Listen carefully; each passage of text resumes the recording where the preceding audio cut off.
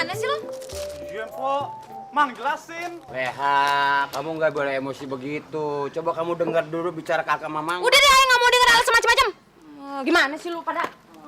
Tuh kan. Begitu amat sih lu. Buluk. Lu ini dari rumahnya si Romi. Terus keadaannya gimana? Po, waduh, bener-bener enak banget, Po. Masih Romi, Po. Orangnya baik, bapaknya sopan. Begitu nyampe dihormatin, dikasih makan ikan ayam, apa nggak kemakan, Po? Benernya. Mana keluarga baik-baik banget lagi, Nya. Tuh. Oh iya, Nya. Bang Romi mau kesini ntar malam.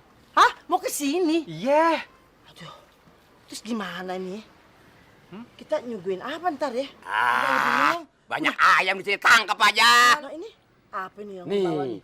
Mpok tahu isinya apa nih, Po? Apa nih? Apa nih? Lo tahu? Nasi sama ikan ayam, sama daging, terol. Hebat kan? Gimana? Lu sekarang mendingan cari abang lu.